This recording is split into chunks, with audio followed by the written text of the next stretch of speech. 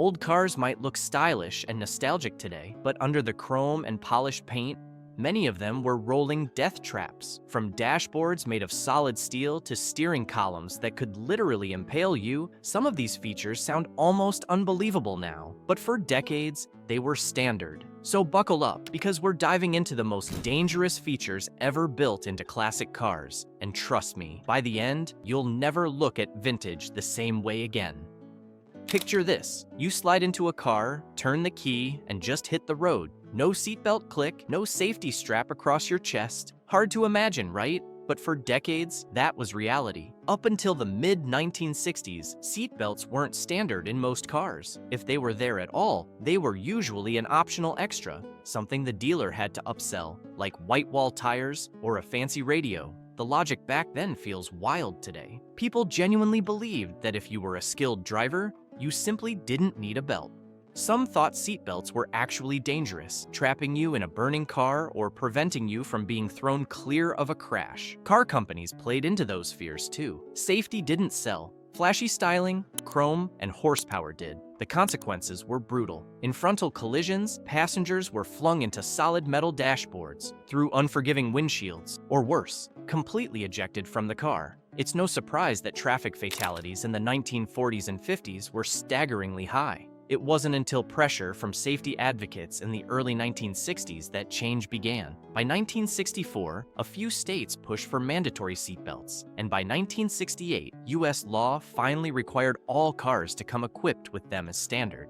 Dangerous feature number 1 goes to having no seatbelts at all. The cars may have looked cool, but every single drive was a gamble with your life. So when seatbelts finally did start showing up in cars, you'd think problem solved, right? Not exactly. The first widespread design was the lap belt, a single strap that went across your waist. And yes, it kept you from being launched through the windshield, but it came with a whole new set of problems. In a crash, all the force of your body was concentrated on your abdomen and lower spine. Doctors quickly noticed a disturbing pattern and even coined the term seatbelt syndrome. Survivors often came out with shattered pelvises, ruptured organs, or spinal fractures. Sure, they lived through the impact, but the injuries could be devastating, sometimes causing lifelong disabilities. The frustrating part? The car industry already had a better solution.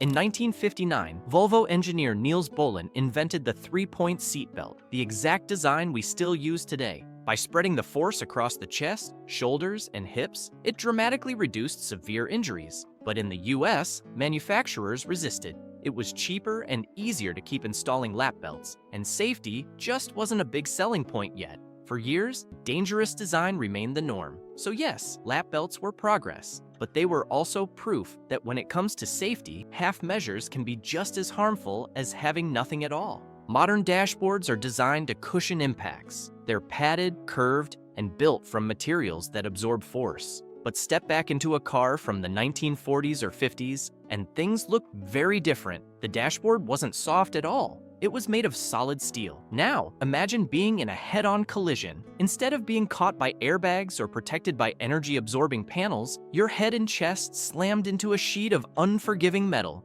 Survivors of these crashes often walked away with skull fractures, shattered jaws, or severe facial injuries. And remember, most people weren't even wearing seatbelts yet. That meant the steel dashboard was basically the finish line of a human catapult.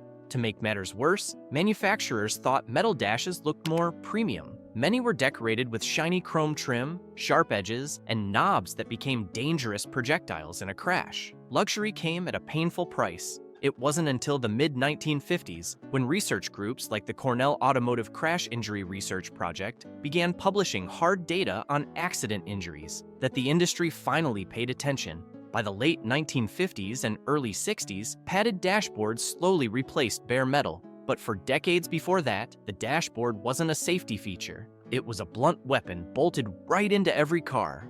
When people admire classic cars, they often say, "Wow, those things were built like tanks." And they're right. Old cars were heavy, solid, and made from thick steel. But here's the twist. That very toughness made them far more dangerous. See, those cars didn't have what we now call crumple zones. Their frames were rigid, so when a collision happened, the car itself barely absorbed the energy. Instead, all that force was transferred directly into the passengers. The result? Devastating injuries, even in accidents at speeds that feel modest today. One of the best examples is a famous crash test between a 1959 Chevy Bel Air and a 2009 Chevy Malibu. In the footage, the Bel Air's front barely crumples, but the cabin collapses completely, crushing the driver dummy. Meanwhile, the Malibu's front end folds up like an accordion, but the passenger compartment remains intact. The contrast is shocking. It was Mercedes-Benz that first started experimenting with crumple zones in the late 1950s, designing parts of the car that would deform intentionally to absorb impact. The concept was revolutionary, sacrificing metal to save people. Slowly, other automakers followed suit. By the 1970s, crumple zones became the standard blueprint for safer car design. So while those classic cars may look indestructible, their strength was an illusion. Without crumple zones, they weren't protecting you at all. They were battering rams, and the driver and passengers were the ones who paid the ultimate price. Today's windshields are made with laminated safety glass. When they break, they crack and spiderweb, but they stay in place. That's intentional because it keeps passengers inside the car and prevents shards from flying everywhere. But early cars didn't have that protection. They used tempered glass, and when it shattered, it broke into razor-sharp pieces. Now, picture even a minor fender bender in the 1930s. Instead of just a cracked windshield, you'd have shards spraying across the cabin like a storm of knives. Cuts to the face, eyes, and neck were terrifyingly common. Doctors at the time even coined a term for it. Crashes often resulted in glass rain. Henry Ford began experimenting with safety glass as early as the 1920s, recognizing how dangerous regular windshields were. But the rest of the auto industry was slow to follow. For decades, many drivers sat behind what was essentially a giant sheet of breakable blades. Eventually, laminated glass, with layers designed to hold the pane together after impact, became standard. The change was enormous. It reduced severe facial injuries, saved eyes, and kept passengers from being thrown through the windshield. So while those crystal-clear classic windshields looked sleek in a crash, they became one of the deadliest features of all. Here's something you probably don't even think about today: headrests. Every modern seat has them, sometimes even with built-in screens. But for decades, cars didn't include them at all, especially those wide, flat bench seats. The danger was whiplash. In a rear-end collision, your torso snapped forward while your head whipped violently backward with nothing to stop it.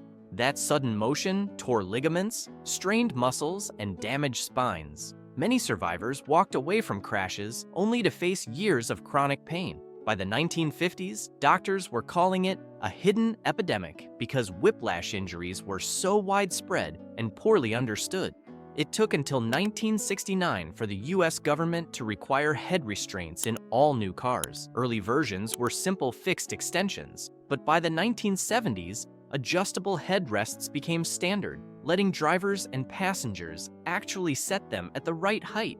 It seems like a small feature, but it changed everything. Even a low-speed accident could cause lifelong neck problems without one. So the next time you casually lean back against your headrest, remember that such an unassuming piece of foam and plastic that we take for granted today is one of the true unsung heroes of modern car safety.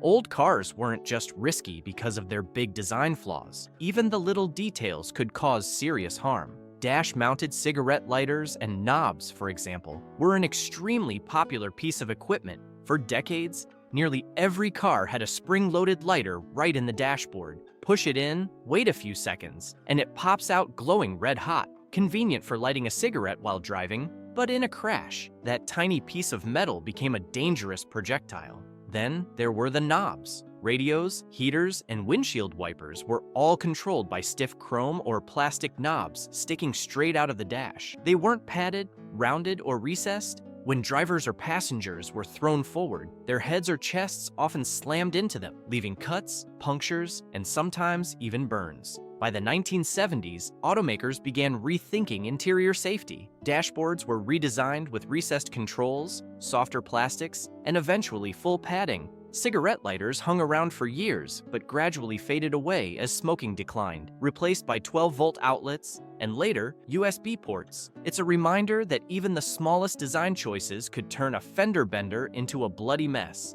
Few car safety failures are as infamous as the Ford Pinto's gas tank. In the early 1970s, Ford rushed the Pinto to market to compete with small, fuel-efficient imports. But its design hid a deadly flaw. The fuel tank sat just behind the rear axle, separated from the bumper by only a few inches of thin metal. In rear-end collisions, even at modest speeds, the tank could rupture, spill gasoline, and ignite into a fireball.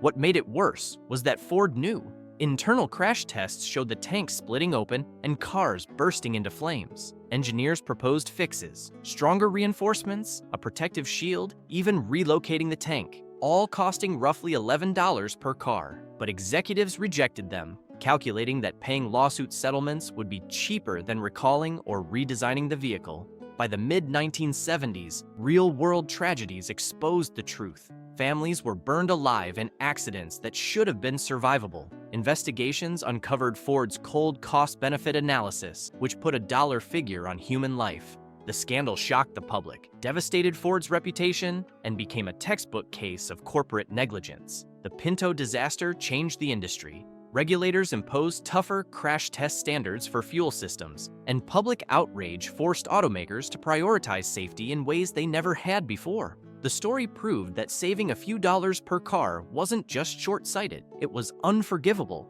The Pinto itself was small, but its fiery legacy left one of the biggest marks in auto safety history. Out of all the dangerous old car features, this one might be the most terrifying.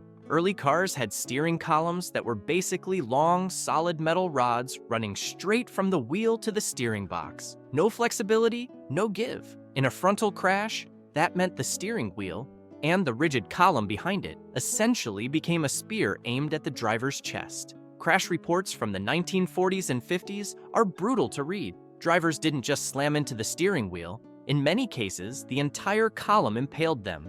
Broken ribs, punctured lungs, and fatal internal injuries were tragically common. And with no airbags, no collapsible structures, and often no seatbelts, survival chances were slim.